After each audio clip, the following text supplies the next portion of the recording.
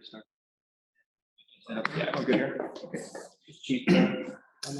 Okay, so Dr. Michael DeSanctis is a friend of my son, who's a pastor back in Pennsylvania, near Erie, Pennsylvania.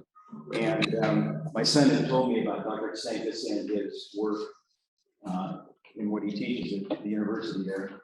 And my son has had him out for his church to do some speaking as well. So it's kind of neat. So that was the contact for me to be able to get Dr. DeSanctis here. He's going to be presenting the next 4 weeks. The first 3 weeks, his presentation is called The Many Mansions of Christ and His Church, a history of Christian worship, art, and architecture, which will trace the evolution of, in many ways, in which the Christian community has expressed its beliefs both liturgically and artistically. And then the fourth Sunday, October 23rd, Dr. DeSanctis, and he said we can call him Michael, is going to be given a presentation on, he calls it a crèche, which I've never referred to it as that, but it's the nativity scene. It's just a different name for the nativity scene, right? A crèche. Right. Yeah. Okay, sorry, a crèche. So I see if you know how to pronounce it right, let alone. He has got a great interest in that, and in a special way. And on the fourth Sunday, he'll be talking about that as it is near the Advent season anyhow. It's great. He's going to allow us to record this so that the people that can't be here this morning because they're at the fair are going to be able to look at it during the week. So we really appreciate that. So let me give you a little bit of, oh, and by the way, I've already mentioned to him a few of us leave were required about 9:15, and Mary is going to close the meeting out this morning. Okay. Let me read you a little bit of his bio here. Michael DeSanctis, PhD, is a retired professor of fine arts and theology at Gannon University in Erie, Pennsylvania, a Catholic institution. Dr. DeSanctis' scholarly interests lie in the areas of Catholic art and church architecture. He's a member of the Commission of Sacred Art and Architecture for the Diocese of Erie and has established an international reputation for his work in as a liturgical educator, designer, and consultant. To date, Dr. DeSanctis has been involved in more than 80 architectural projects for Christian communities throughout the United States. He is an active supporter of ecumenical dialogue and serves on the board of Inter-Christian Ministries in Erie, Pennsylvania. All right. Thank you very much, Michael. Appreciate it. Sure. Okay. Cheers. How are you folks all doing this morning? Wonderful. Good. Can you hear me okay? Yes. Let me find out why this PowerPoint isn't. There it goes. Good. You can all hear me okay, and you can all see okay? Yes. Great. And none of you are wearing baseball caps, so it's not like my classroom at the university at all, but it's great to be with you. I've been, ever since Dale tossed out the invitation to me, I think back in the summertime, Dale, was it that you first contacted me? I've been looking forward to being with all of you. It's kind of neat that modern technology allows us to even be sharing this Sunday morning with each other.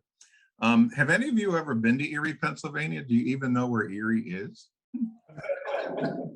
I know Dale has. Dale owns property close to Erie, but see, there's this little parcel of land that pokes up from the Commonwealth of Pennsylvania into Lake Erie, one of the Great Lakes, from which the town gets its name.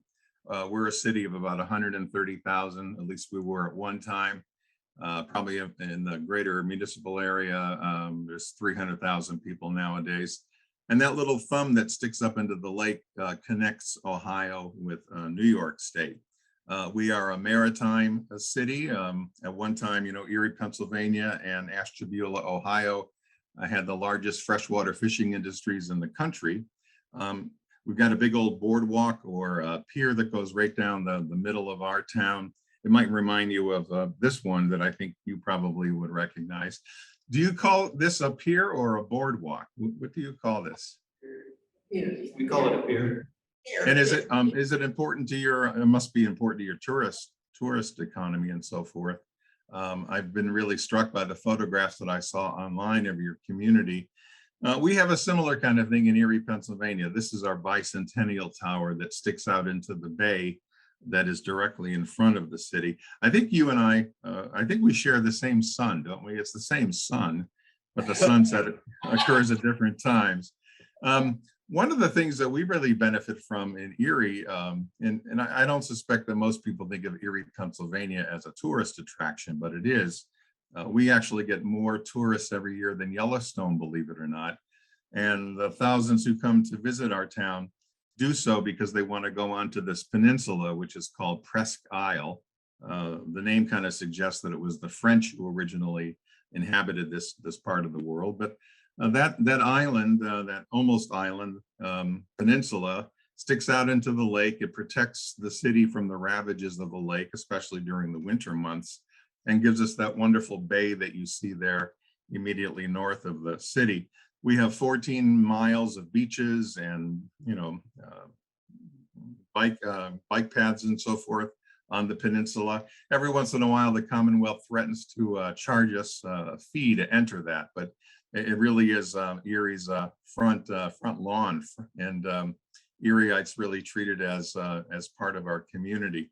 The Catholic parish that my wife and I belong to, where we celebrated Mass at 9 o'clock this morning, is literally at the mouth of Presque Isle. And we like to evangelize to all the folks that pass by, all the vehicular traffic that enter the island throughout the year. I mean, we've got ice fishermen who are out there on the bay in the wintertime.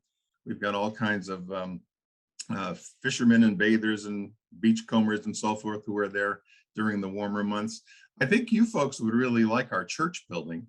It was designed in 1970 by a 35-year-old architect who had gone through the architecture program at the University of Notre Dame.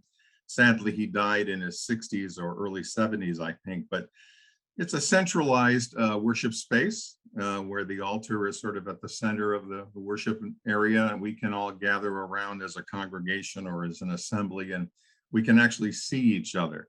It's taken Roman Catholics a long time to actually get to the point where we acknowledge the presence of Christ in the assembly and the community, but that's something that has always been important to my career. We're going to be talking in a couple of minutes about this event called the Second Vatican Council that had a great influence on Catholic liturgical style, certainly in our lifetimes. Vatican II happened back in the 60s. One of the things I like about our church building is that up at the top, we have this 40-foot high core 10 steel cross made out of I-beams. And even against the terrible winds that we get in Erie, Pennsylvania, this thing stands really tall and strong, kind of like a sentinel of our faith. And it always encourages me when I'm having bad days, just the strength of that object and the strength of the cross. One of the predicaments, however, of living in Erie, Pennsylvania is that we are the smallest and the shallowest of all the Great Lakes. So the basin of water that we live on is actually relatively shallow. It's only 40 or 50 feet deep, which means that the thing warms up like a hot water bottle in the summertime. It hits, the water gets to be 70 degrees, believe it or not. And then it stays relatively warm during the winter, and the prevailing cold air goes over the lake. And of course, we get dumped on by that lake effect snow that you hear about on the Weather Channel. We have a great grape growing industry, though, around Erie, Pennsylvania, because of the fact that the lake actually keeps the air warm for a while in the fall time. So we get dumped on by a tremendous amount of snow. In Erie, PA, we measure snow in feet, like our friends in Buffalo and Syracuse do. We're always neck and neck with the folks in Buffalo and Syracuse, New York, in terms of competing for the amount of snow that we gather every year. But I know my wife and I, Kelly, and our 4 kids really love the fact that we typically have white winters and white Christmases here in Erie. And I can send you some of the snow this wintertime if you'd like it there in Manhattan Beach. I'll wrap it up in cellophane or something like that. Just as long as you reciprocate and send us some warmth once in a while. Somebody there was mentioning the fact that I have this image by Fra Angelico at the beginning, and in a couple of minutes I'll be talking about that particular painting. But Dale had mentioned the way I had sketched out our Sundays with each other for the next couple of weeks. And I went ahead and actually changed the title of the overall presentation. I'm going to call it From Temple to Table, and you'll begin to understand why this morning. So today, the 2nd and the 9th and the 16th, I'll be presenting to you this historical sketch of how it was that Christianity over time evolved and its places of worship evolved as well. And even though I probably won't forward you the handout that you see on the screen right now in the lower right-hand corner, in the years when I taught at Gannon University, which is a Catholic diocesan school in Erie, I had a leg in the fine arts department and also theology department. And maybe one of these Sundays, I'll tell you a little bit more about my own background and how it came that I was so involved in both the arts and liturgy. But and I know that you can't see all the details on that little white handout, but I'm going to take you, your little group, all the way from the kind of temple building tradition that predated the person of Jesus Christ. I mean, there was a tremendous amount of history, obviously, before Jesus walked on this planet, and temple building was certainly part of the religious tradition of the people that predated Jesus of Nazareth. I'll take you all the way to the very most contemporary sort of designs that you might recognize. Here's a building in California that you folks might recognize. And when was this built? Was this the 60s or the late 50s? You guys know? When did you? Late 50s, I think. Okay. You know, and right off the top of our heads, any architectural historian will tell you that there's a connection between your church building and this ancient temple that I have sort of there in the middle of the screen. There's that big old gable that we call a pediment. I bet some of you know that fancy phrase, pediment. Well, a pedimented gable in the ancient classical world was the shorthand for a sacred space. If you and I were to close our eyes today as Christians and imagine what a sacred space looks like, we might instantly think of a Gothic arch or a stained glass window or a steeple or something like that. In the ancient world of the Greeks and the Romans and the Mesopotamians, whenever they saw a pedimented gable like that, they instantly thought of a sacred tent, a sacred canopy. And your little A-frame from the 50s or 60s is simply the most abstract contemporary version of that. We're going to be talking at length, believe it or not, even today about tent symbolism. You won't see this again because the printing's so small, but right smack in the middle of the bottom part of my handout for my students, the majority of whom were Roman Catholic, is a nice engraving, an image of Martin Luther. And at first, some of you might find this kind of amazing, or you've never heard this before, but I don't know of a Catholic theologian today who doesn't acknowledge the legitimacy of most of what Martin Luther was talking about way back in the 16th century. And even though I suppose we acknowledge Martin Luther as one of these great Reformation Renaissance thinkers who kicked off the Protestant Reformation, I like to think of him as being also one of the architects of a greater period of liturgical and ecclesiastical renewal that even Catholics take very seriously today. And here's a photograph of that council I mentioned to you earlier. We sometimes call it the Second Vatican Ecumenical Council, and it was ecumenical.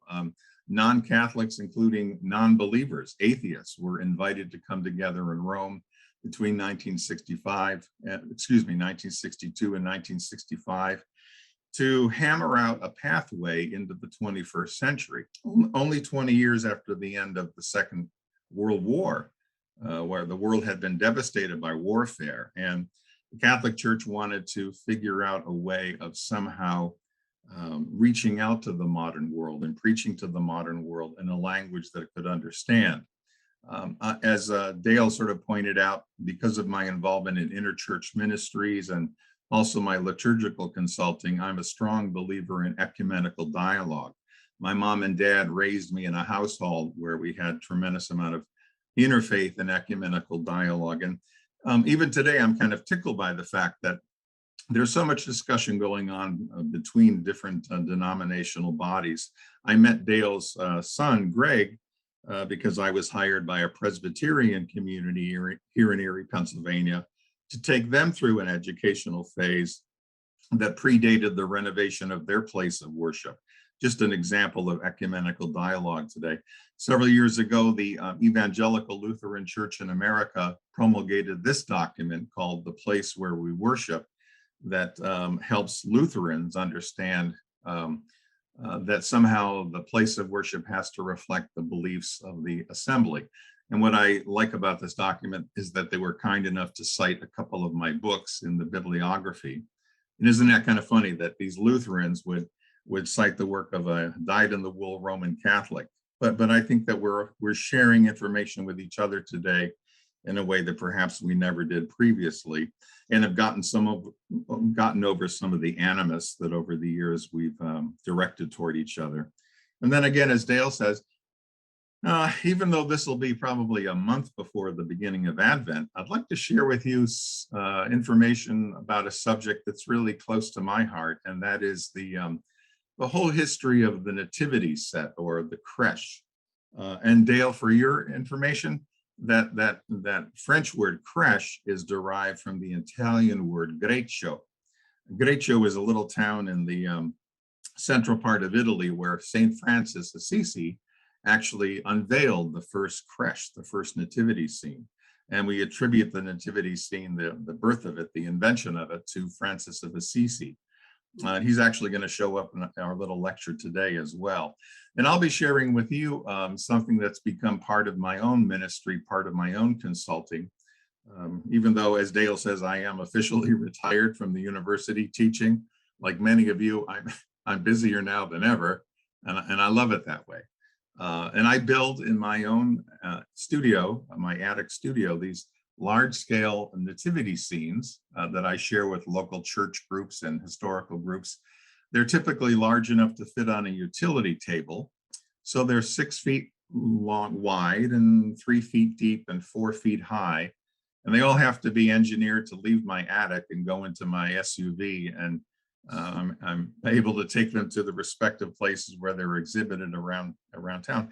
And I'm actually on the board of a national organization that promotes the art and the theology of creche building, or nativity set building.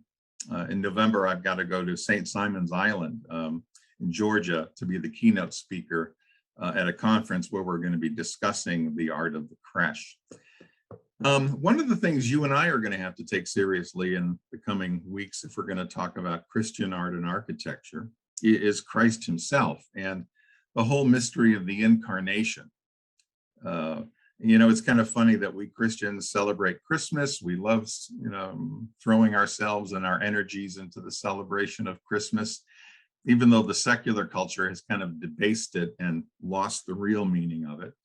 But we don't really think or ponder too deeply the whole mystery of what it means that the second person of the Trinity chose to become a member of the human race.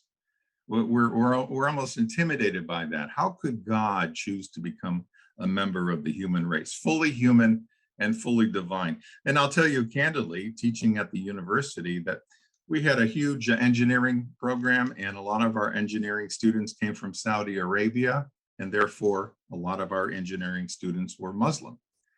And it was scandalous to them, as you can imagine, to hear me present images like the one you see here, where the Archangel Gabriel announces the good news to Mary that the second person of the Trinity, God himself, is dwelling in her womb, that the Word becomes enfleshed in her womb. For the typical Muslim, God is this individual who's far from us. There's no way that God would ever condescend to be intimate with his people.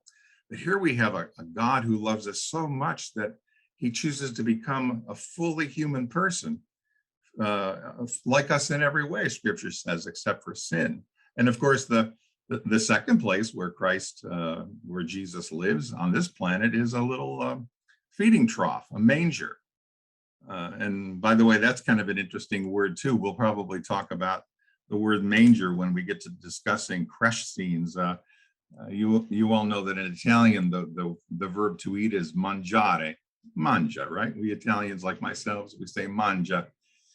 Well, there's a kind of Eucharistic or food symbol embodied in our wonderful story of the Nativity of Jesus, where he's placed in this vessel from which animals in this world eat food.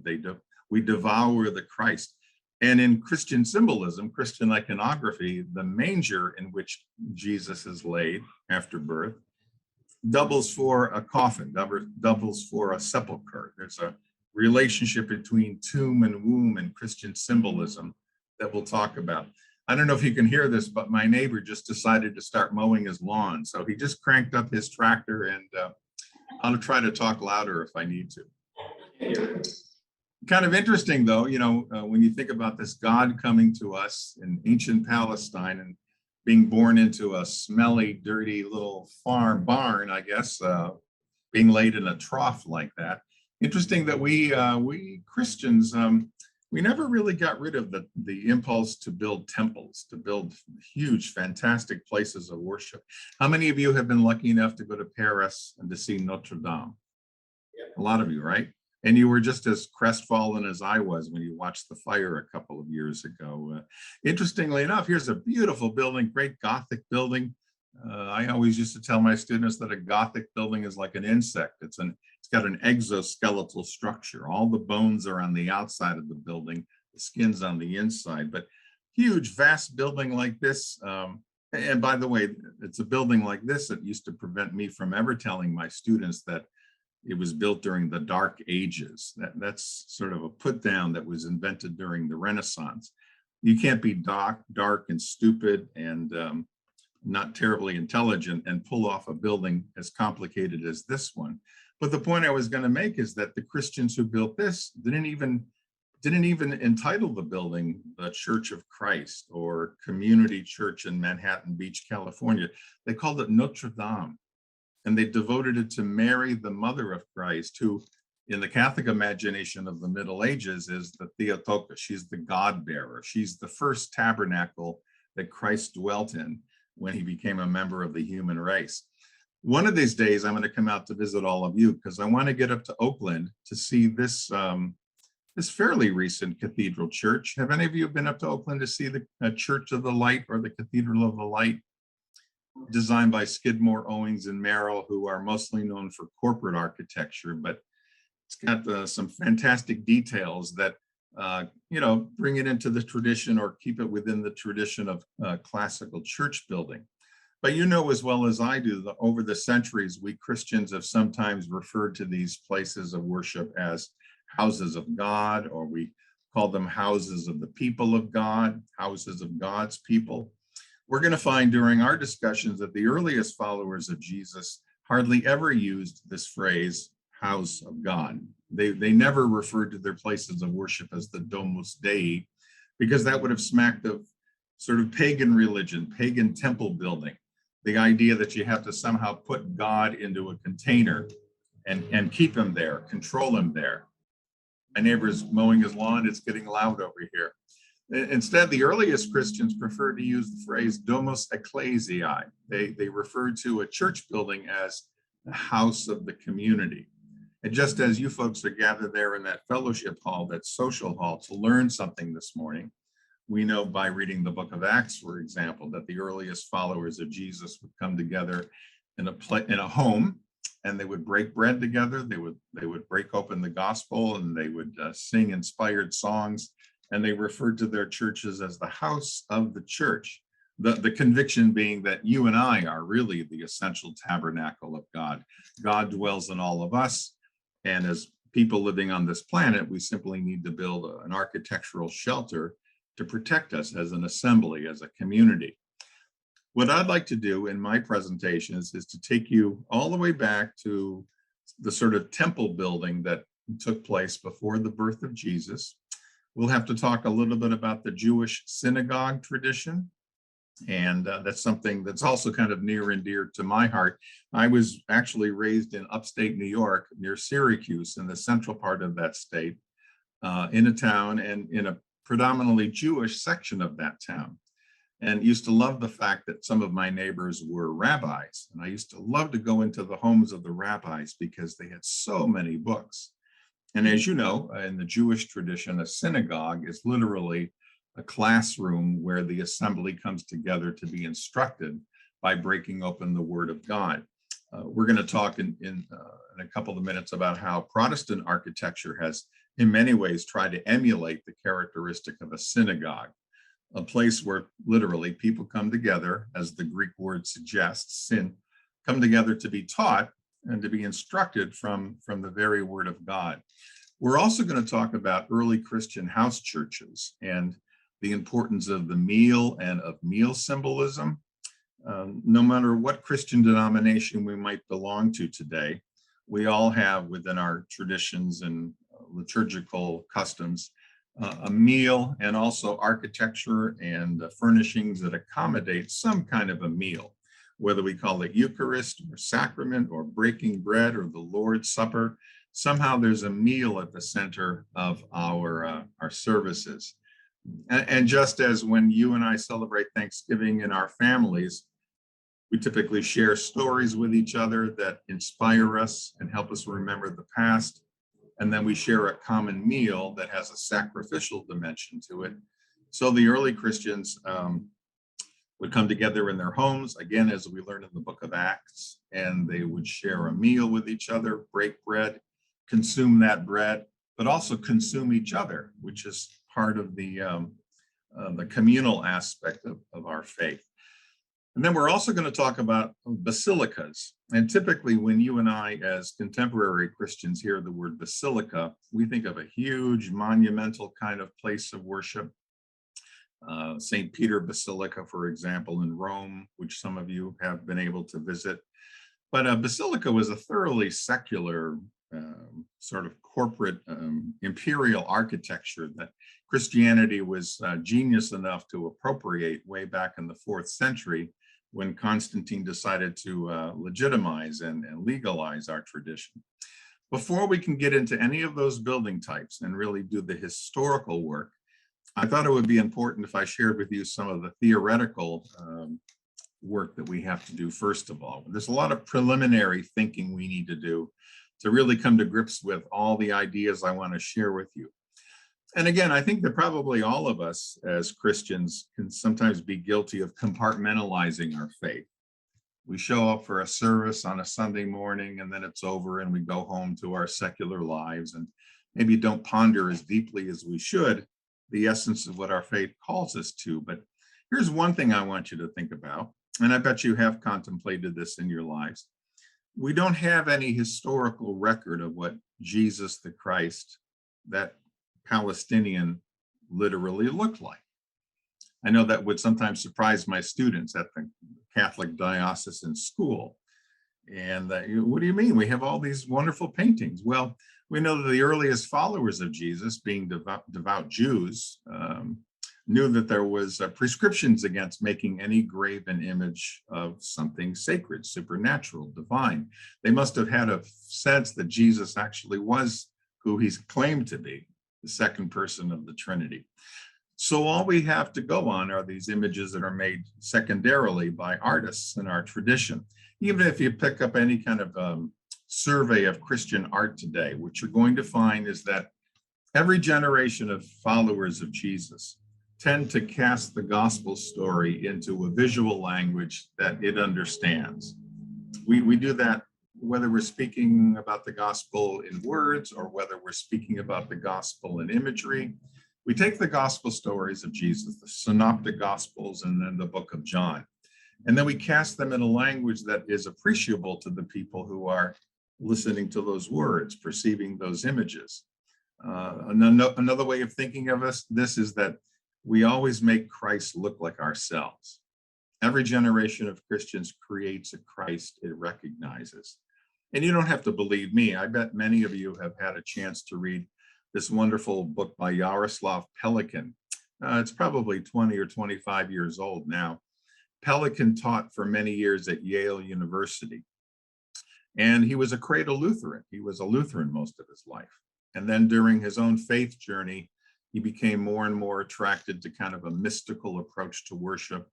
And he ended up close to his death converting to Orthodoxy, believe it or not. He circumvented Roman Catholicism completely and became an Orthodox Christian because he loved the sort of mystical approach to worship that the Orthodox tradition offered him.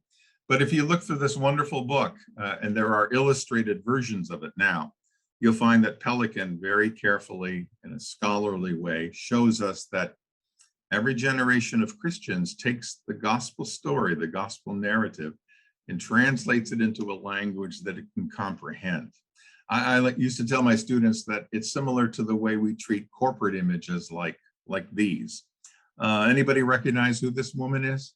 Betty Crocker. Betty Crocker, right? Now, you folks all realize that there really isn't a woman named Elizabeth Crocker, right? Or they may be, but it has nothing to do with Duncan Hines cake mix. But the folks at Betty Crocker created this corporate mythology, this corporate image. And down in the lower left or right-hand corner of the image, the multiple images there, you see one of the most recent fabrications or iterations of Betty Crocker. Back in 1995, 1996, when digital photography was brand new, the marketing folks at Betty Crocker went out to supermarkets all over the country with their fancy digital cameras, and they collected the faces of American women. Then they went back to their design studio and they sank all those ones and zeros into their supercomputer. And here was the synthesized face of the Betty Crocker that they wanted to present to the public. And those of you with marketing background or just common sense background, you know exactly why the folks at Duncan Hines or Betty Crocker would be doing this. They want to sell the product, and they want us to reach to some of the product on the shelf based upon our familiarity with the woman that we see there in the synthesized photograph. Christianity does the same kind of a thing. We're also in the marketing business. We're in the evangelization business, aren't we? We're spreading the good news. What I'm willing to argue, and what scholars have recognized for years, is that every image of Christ somehow reflects our own persona, our own culture, the way that we live our lives.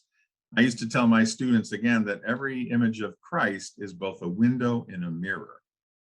It's a window because, as you all know, when we read the stories about Jesus in Scripture, we're really learning something about the Father, right? Whenever Jesus does something, tells us something, teaches us something, we learn something about God the Father, the first person of the Trinity.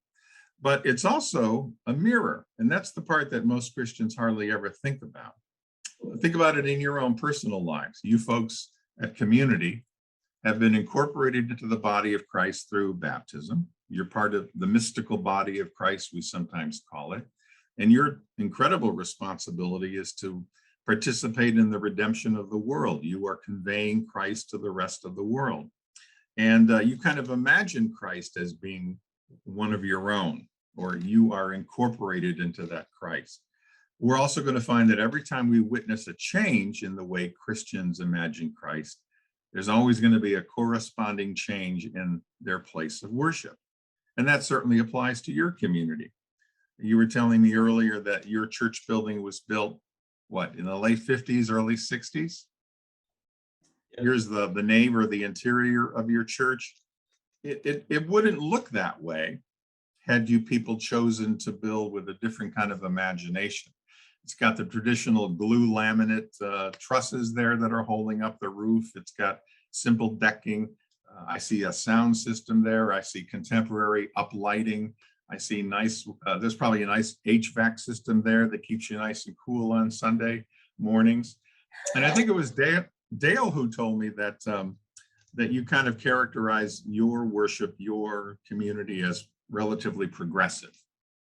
And it shows up in the church building. I mean, even if I'd never met you before, just by looking at your place of worship, I would have known that you're forward-looking, that you're living thoroughly within the 21st century, that you believe the gospel can live within the 21st century and be translated into a tradition or a language that people understand.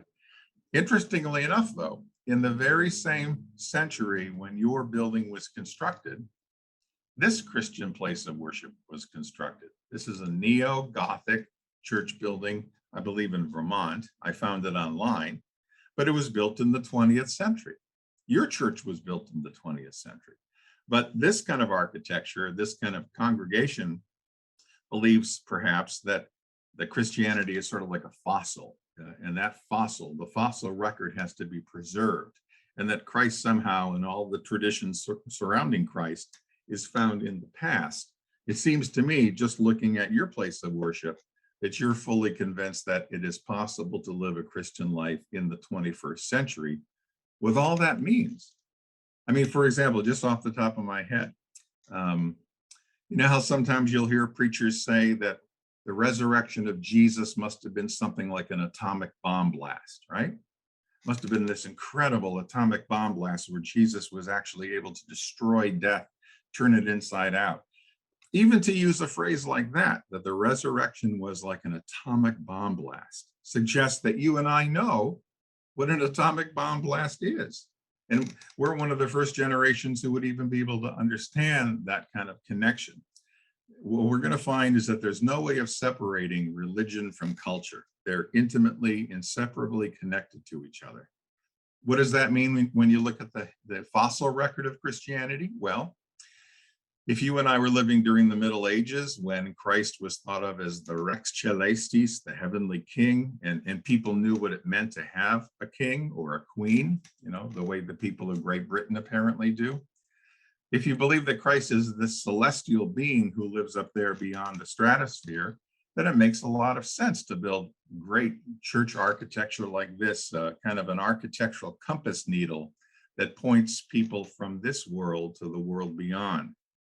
I mean, this world was full during the Middle Ages of great sadness and death and disease and so forth. And life was very short. So the intention of Gothic architecture, of course, which we all love, was to point beyond this world to something heavenly, something celestial. There's that word again.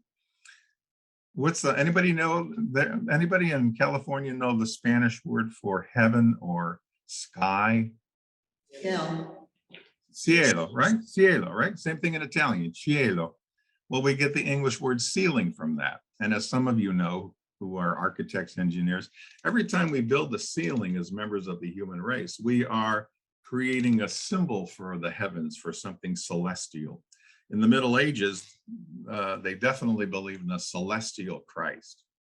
During the Renaissance, which follows the Middle Ages, for example, painters like Leonardo da Vinci paint for us a thoroughly human Christ. He looks like us, he talks like us. He wears Italian Renaissance clothing as opposed to ancient Palestinian clothing, because he is one of us. The Holy Family becomes an extension of our own families. And when you make Christ into a thoroughly human as well as thoroughly divine character, what happens to church architecture? It comes down to a different scale. It comes down to human scale. Those of you who've been lucky to go to Florence, you probably spent most of your time on the north side of the Po River there. If you go to the other side of the Po, to the neighborhoods in the south of that river that goes right through the middle of Florence, you'll find this building. This is Santo Spirito Church, designed by Brunelleschi. It's not one of those humongous vertically scaled buildings that we see during the Gothic period.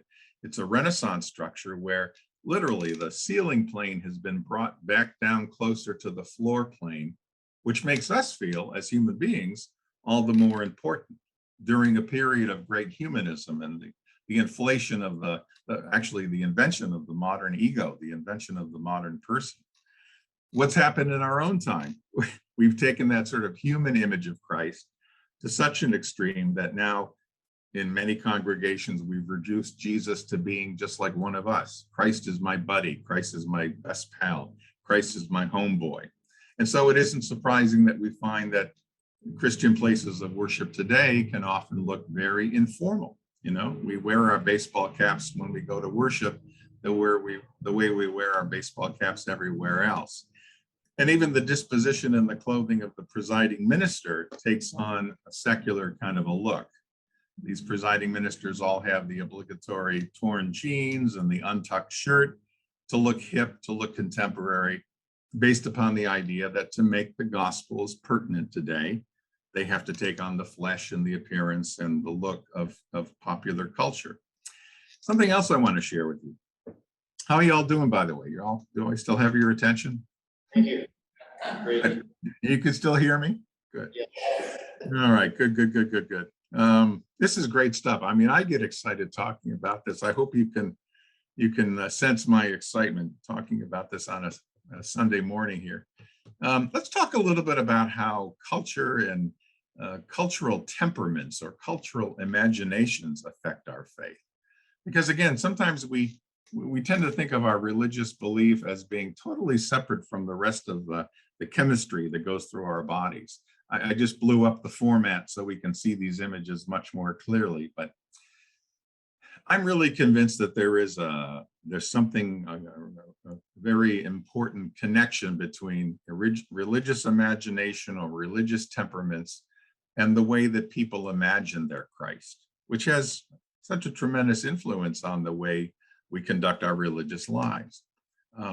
Part of this has to do with just, again, a sort of a cultural or geographical temperament. In just a second, we're going to be going to the map of Europe that I have behind these two books. But again, this is not something I decided to make up on a Sunday morning to get a rise out of a group of Congregationalists or Protestants out there on the West Coast, but instead just to get us to open our minds to the influence that culture has on our religious imagination.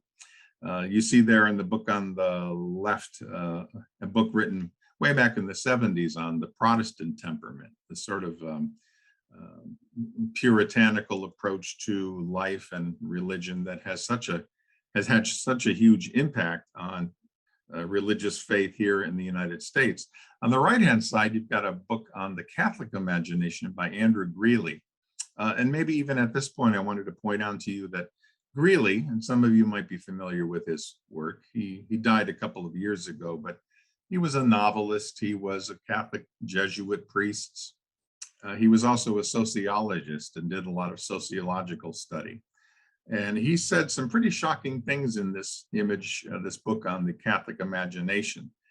I guess one of the most important things he does say in this book is that Catholics inhabit a kind of mystical, magical universe, which has a tremendous effect on the way they imagine Christ. If you had to sort of simplify the contents of both of these books, or the notion of a Protestant temperament against a Catholic temperament, you could say that Protestantism generally, and I'm making huge generalizations here, has always upheld the denial of the individual or the self, right? And the world around the self. Because after all, it's a fallen world that we live in, right? Adam and Eve, by virtue of their sin, sort of destroyed the beauty of the universe that was created by God that we read about in the book of Genesis. And unfortunately, you and I suffer the effects of the fall, the effects of the expulsion from Eden. Well, Roman Catholics read the same story from the book of Genesis. Roman Catholics are just as familiar with sin. We sin just as well as any other Christian. But we're still somehow stubbornly attached to the idea that the world is intrinsically good, not intrinsically bad. St. Augustine once said, all that is sacred. Everything in your life is sacred, not just the stuff that we experience on a Sunday morning or the stuff that we experience when we crack the book of Gospels. Everything in our lives is sacred, because after all, we read in the book of Genesis that God created the world and he declared it good. And then secondly, the second person of the Trinity did become a member of the human race. Jesus Christ was God, right? He was the second person of the Trinity. He walked on this planet for 33 years. He breathed oxygen. He sweat little beads of water. If you believe in the hydrous cycle, some of that water is actually in the Pacific Ocean right now. Some of the water that went through Christ's body is in the Pacific Ocean right now that you dip your toes into.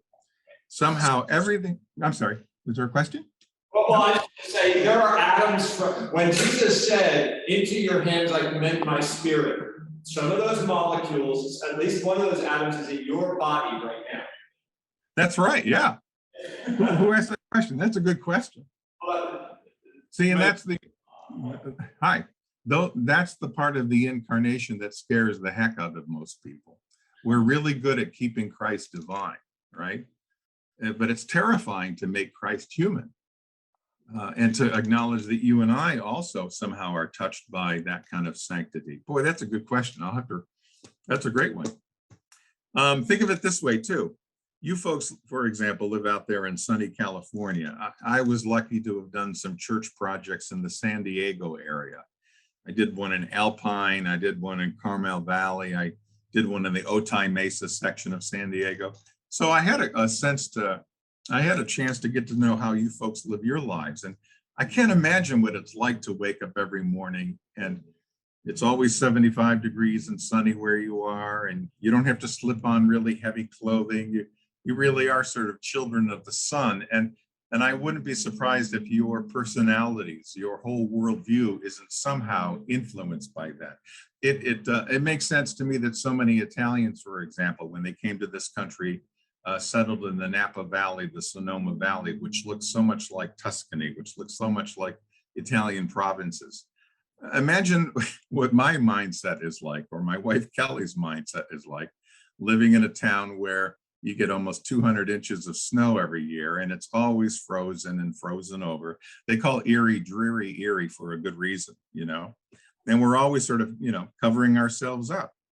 It makes sense to me, given those geographical differences, that somebody like Robert Schuller in Garden Grove, is it? Designed what he called the Crystal Cathedral, which I used to tell my students is neither crystal nor was it ever a cathedral. He has this big, right? Because he doesn't come from a tradition that has bishops, and a cathedral is a building, strictly speaking, that houses the cathedra, the bishop's chair. Anyways, he had Philip Johnson design this beautiful space frame. In court, as you all know, it's kind of an interesting irony that now the Diocese of Orange has purchased this and has renovated it and turned it into an actual Catholic cathedral. But it makes sense to me that Schuller, you know, preaching in sunny California, creates an architecture that has a permeable membrane around it, a permeable wall. He opens up the walls of the Crystal Cathedral and he evangelizes, preaches to the folks in those automobiles that we see there. You could never pull that off in northeastern part of this country, where in the winter months we have to deal with snow and ice and slush, and we huddle in our churches and find a certain warmth by congregating, assembling within the beautiful walls of our places of worship. There's something to be said about the warmth that we experience in a place with really thick walls. That's just one example of how geography affects our mindset and even our image of who this God is whom we worship. This is what I wanted to show you. And maybe some of you have thought about this over the years. And I realize this line is sort of exaggerated, but I just sort of drew a line on my monitor across the Alps in order to distinguish that part of Europe which lies south of the Alps, which is populated by people who are kind of warm-tempered. And I want you to think about even friends of yourselves or even family members who happen to be Spanish, or they have Portuguese blood in their veins, or they're Italian, or they're Greek.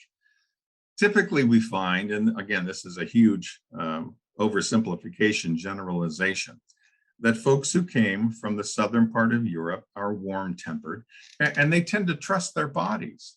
I mean, if nothing else, they don't have to wear a lot of clothing. Like you folks out in California, you don't have to wear sweaters and parkas and all kinds of things when you wake up in the morning, because it's so sunny and your dispositions are relatively sunny there too.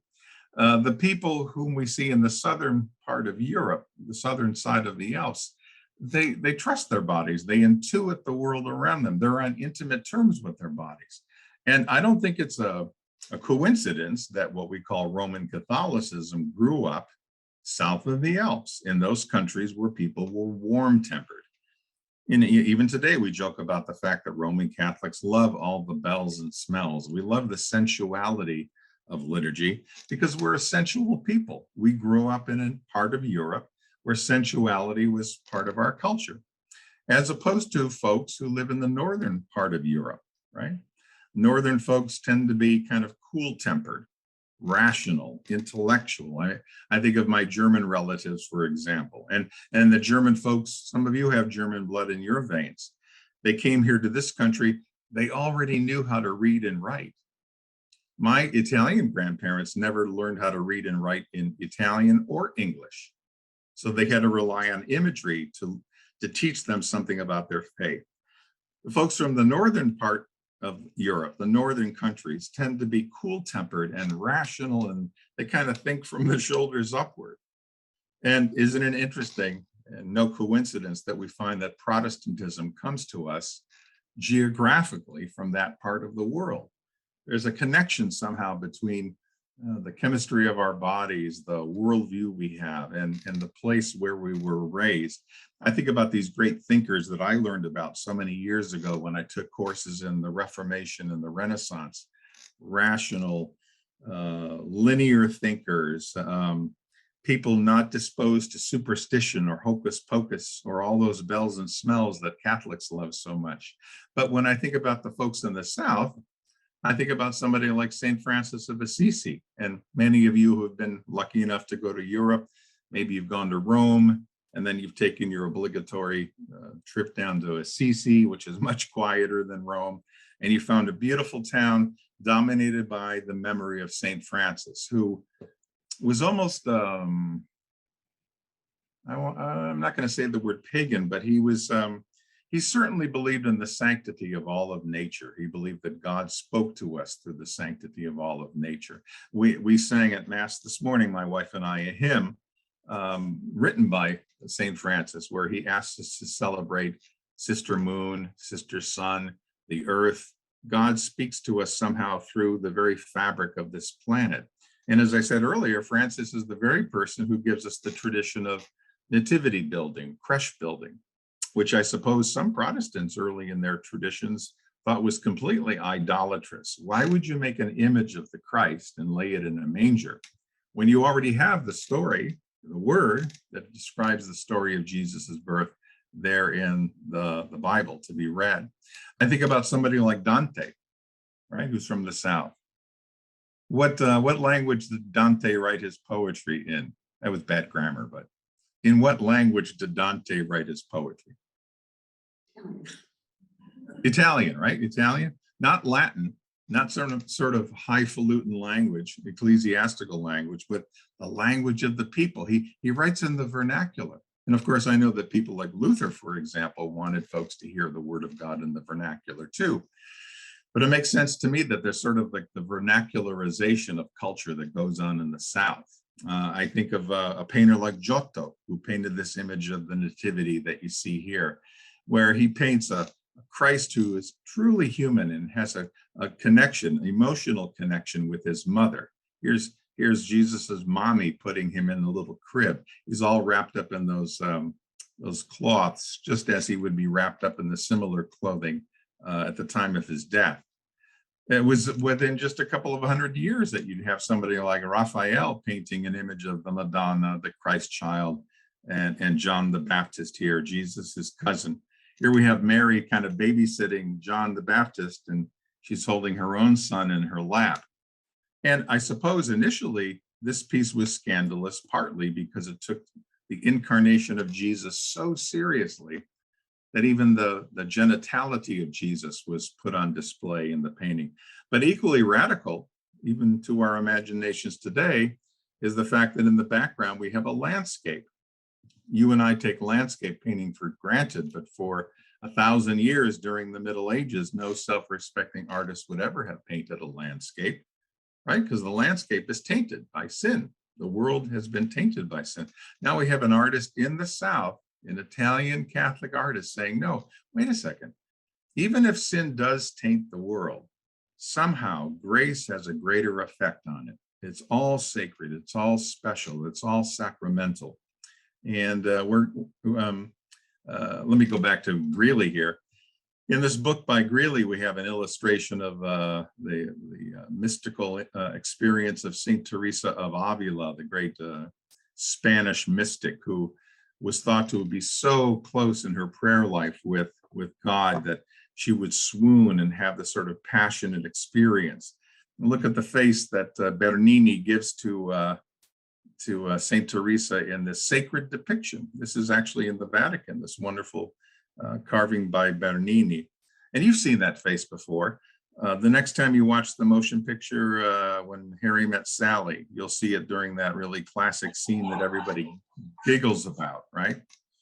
I'd probably get in trouble if I went to other churches and showed this juxtaposition, but imagine that. Imagine taking a sacred experience, a woman who is so close to God in her prayer life that it almost assumes the characteristic of sexual intimacy, and having the courage to present that to the world. That's the sort of Southern temperament that we're going to find in some of our discussions. Okay. Do we want to pause there before we go on, or how are you folks doing for time? We have another 15 minutes or no?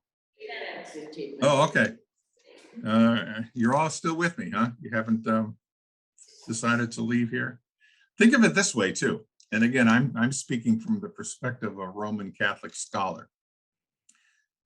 It's been argued that the Protestant imagination holds that events like the crucifixion of Jesus are singular historical events that happen in time that has kind of a linear structure to it. Jesus died at Calvary 2,000 years ago. That act is finished. So when we come together for worship, we might remember that incredible sacrificial death that he experienced, but we're not experiencing it again. It happened once in time. In this magical, mystical, sacramental imagination of Catholics from the South, people who are sensual, people who lead with their hearts as opposed to their minds, Jesus died 2,000 years ago on Calvary, but it's kind of like looking at one of those videos that you do on your cell phone. In the Catholic imagination, the effects of the crucifixion, the effects of that event at Calvary are transmitted in space and time to our very day, to the 21st century. My wife and I went to Mass this morning at 9 o'clock in St. Jude the Apostle Church in Erie, Pennsylvania, and we didn't re-crucify Jesus. That's impossible. We experienced the same crucifixion, we believe, that Jesus experienced, somehow transmitted in space and time in a mystical, magical, supernatural, sacramental way that we can't possibly understand. That's part of the Southern European Catholic imagination. You can think about it this way, and especially now that we have that incredible telescope sending us all those photographs of the universe to us, we can kind of understand this even better. You and I look into the night sky and we point to a particular star and we say to ourselves, gosh, it's so beautiful. It is such a beautiful thing. But we all know enough about astronomy today, astrophysics and so forth, to realize that some of those stars aren't even there any longer. They ended their lives centuries ago, or the light has been bent. They're not even where we think they are up there. We experience a historical event in a present tense moment, a present moment. And we use that kind of historical present language to express it. Or some of you are big Sinatra fans. You say, I just love the way he sings this song. Well, Sinatra hasn't been singing for decades. But we speak about a historical event, a historical sound that was recorded, right? That we're able to experience in our present life. Or think about how we celebrate Easter. You and your congregation, Kelly and I in our congregation. On Easter morning, we say, Jesus Christ is risen today. We treat it as if that historical event that gave us our redemption is a present moment, a present tense event. In the Catholic imagination, the Southern European imagination, it goes one step further. On the evening before Jesus was sacrificed, he celebrated what we now call the Eucharist. The early Christians called it Eucharist or Thanksgiving. And we believe not only that Jesus was being literal at that moment as opposed to allegorical or symbolic, but we believe that when the Mass is celebrated today, it continues to be what it was 2,000 years ago in that upper room in Palestine. That's a lot of heady theology, and you might think, well, what does any of that have to do with our discussion of church architecture? Let me go one step further. And then we have to open this to questions, right? Yeah. At what time would you like me to start the question phase, if you have any questions? Whenever works for you. Finish up like. Okay. All right. Okay, well, let's do it this way. Again, we have to look at this theologically, even before we talk about architecture. If you ask some people, especially those from the northern part of Europe that I was talking about before, who is this Christ figure? Who is the anointed one? Who is the second person of the Trinity? Well, they would point right to the Bible and say it's very clear. The book of John says he's the Word made flesh. And if that's the way you understand Christ, and you're a Christian, and you're building a place of worship, it makes sense then to build almost like a synagogue space with a gallery up above. In the old days, the women used to have to sit in the gallery in a synagogue and in a Protestant place of worship. You have pews for the congregation, and of course, the space is focused upon a place for sermonizing. It's a preaching church where people can see clearly and hear clearly. I was thinking when I popped this photograph into my slide presentation the other day that you have a minister wearing an academic robe, not a liturgical robe. He's coming off as a preacher who's rational, intellectual. He's coming off as an academic, which fits the model of that way of imagining Christianity. It's a kind of architecture that would be perfectly attractive to a cool-tempered individual. If you asked another individual, who is this Christ figure? Well, they might say he's the image of the unseen God. If he's the image, he's the incarnate form of the unseen God. Some people would go so far as to say he's the sacrament of God, and the church is the sacrament of Christ, the embodiment of Christ. Well, you can understand why the people who believe that way would want to create a kind of architecture which is also sacramental. And by that, I mean it really involves the physical, the sensual, the beautiful. Many of you have walked into Roman Catholic places of worship over the years. Think of all the great Hispanic places of worship you have along the coast there, designed by the missionaries of the 17th century that are full of this kind of beautiful form. It's definitely a warm-tempered approach to church architecture. And what's at the center of what Catholics call the sanctuary? Not a holy table, not the Lord's table, but a thing that's specifically called an altar, because a sacrifice continues to take place there.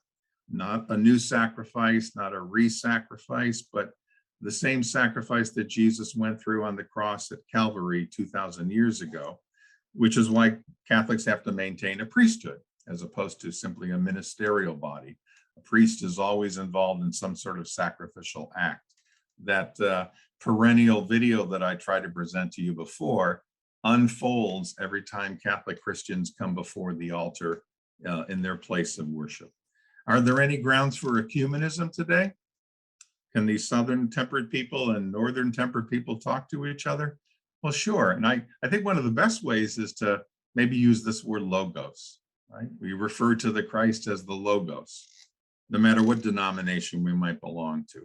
And that nice Greek word logos is really useful. Maybe it really is a nice bridge for us speaking to each other in language that's civil, because it means both word and image.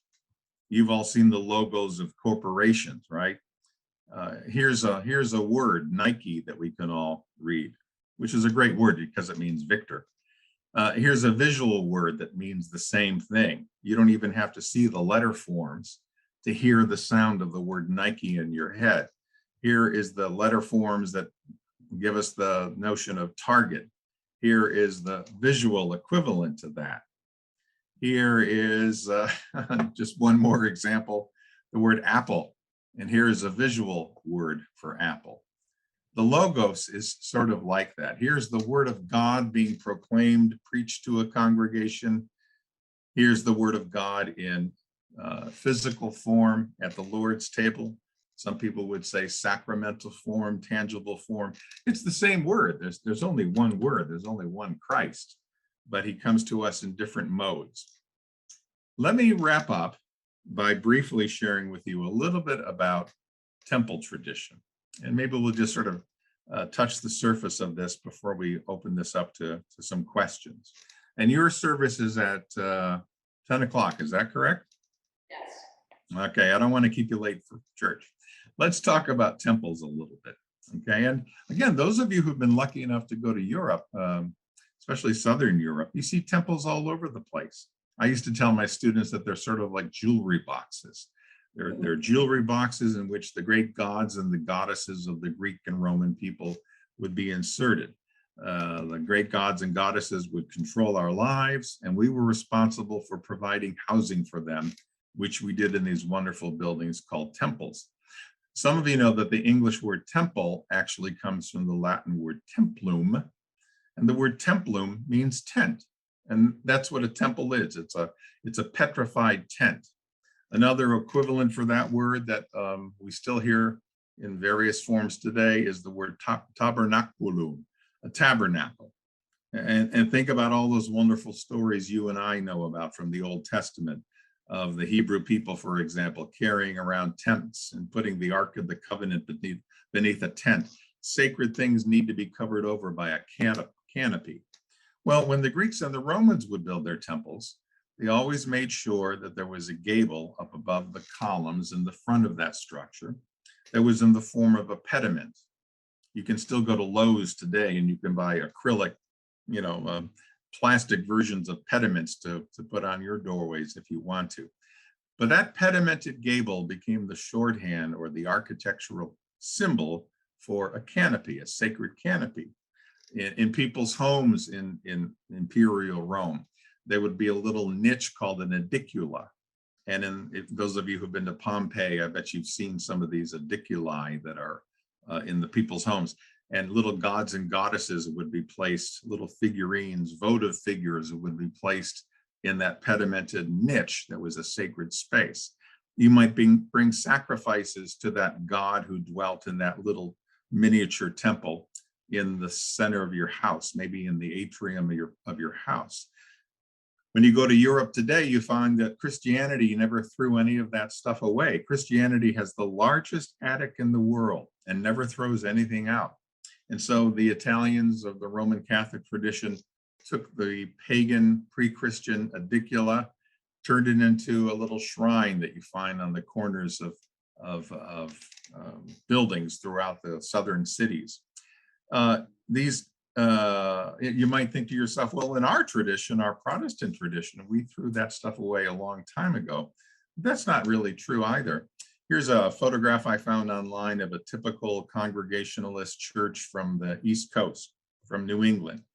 If you lop off that Gothic spire that's up on top of it, what you're left with is a pre-Christian, quote, pagan, Roman or Greek temple. A temple of the Lord, a house of God, a house of worship that carries all the associations of sanctity that these temples would have long before Jesus was around. One of the important things for us to keep in mind is that the altar, and it would have been an altar, a place of sacrifice before the birth of Jesus, would always have been placed outside in front of the temple building, because that's where the sacrifices took place. And again, as I used to tell my students, a temple always had an altar. They went hand in hand with each other because sacrificial gifts were offered to the god who dwelt inside the building. And the sacrificial gifts were typically living creatures that would be slaughtered. Their blood would be poured all over the altar. They would be incinerated. There was no other way to get oxygenated blood up to the divinities who ran your life than to slaughter these animals.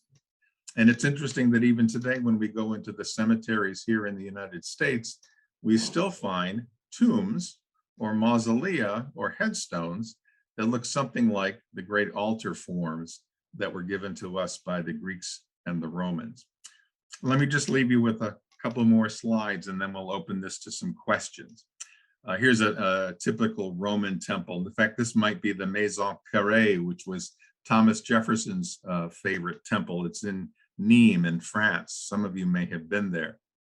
He wrote to his wife about the Maison Carrée. He said, "Darling, I gaze upon the Maison Carrée as a man gazes upon his mistress."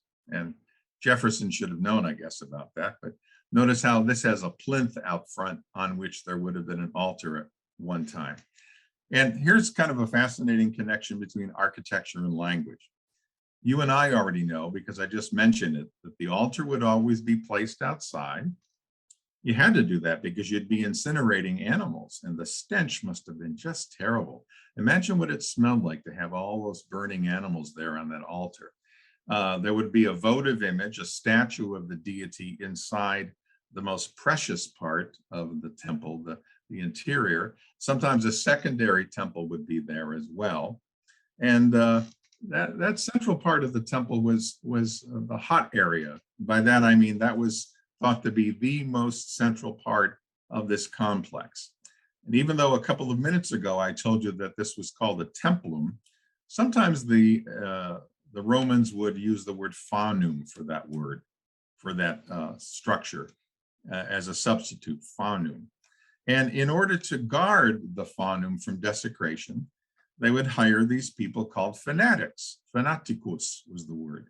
They would place these guards at the front door, just as some of you might know that at 9/11, soon after 9/11, the governor of New York State put some state troopers in front of every one of the doors of St. Peter Cathedral in New York City to guard that place of worship from the possibility of further violence.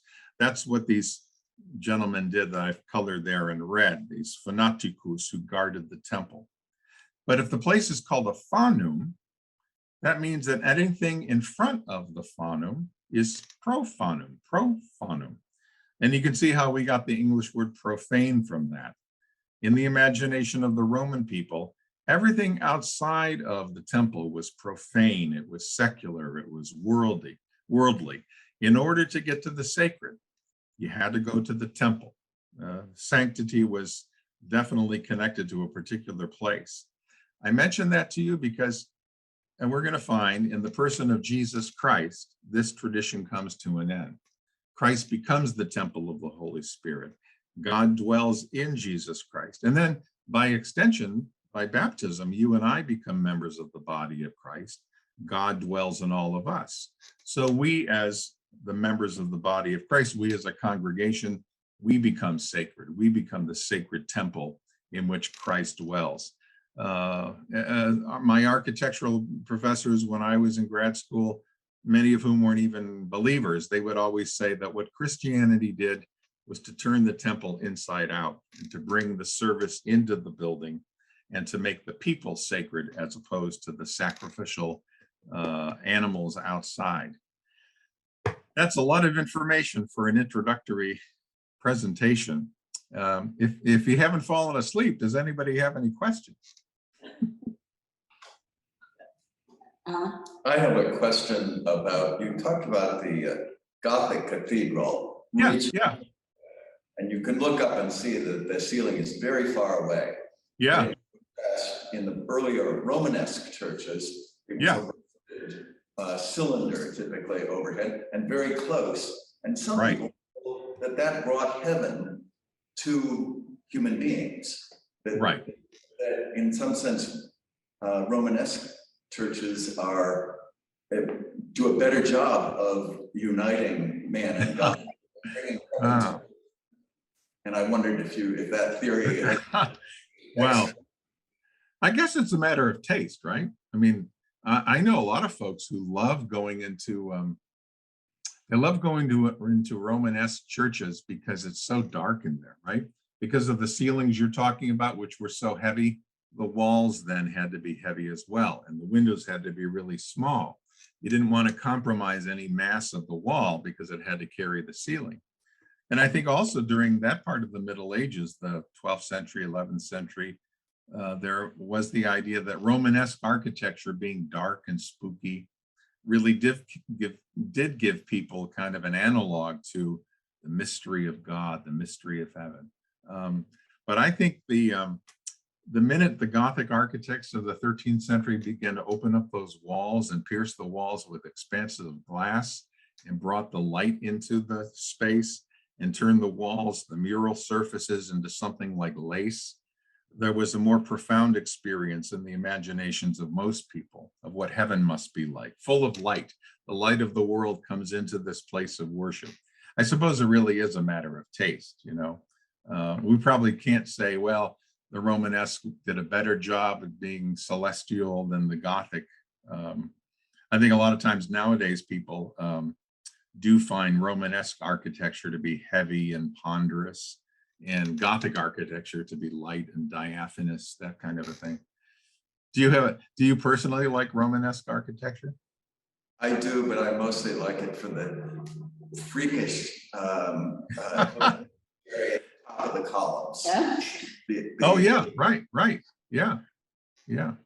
Thank you. Thank you so much, Dr. DeSanctis. We really appreciate this. Okay. We're going to continue this conversation next week, and I have 2 other announcements. If you're interested in participating and greeting at the synagogue or for CTJ services on next week, let me know, because Tuesday and Wednesday. I need to put you on the list so that their security can identify who's supposed to be on the premises. So let me know in the next day or so. And then the other thing is, I'm totally blanking. Oh, we are going to be having, ballots are going out very soon in California for the election in November. And just a heads up that we will be doing, we will be doing the thing with the League of Women Voters where they will present the pros and cons of the proposition. So just be aware. That'll be on October 30th. Thank you again so much, Dr. DeSanctis. We'll see you next week. Thank you. All right, be well. See you.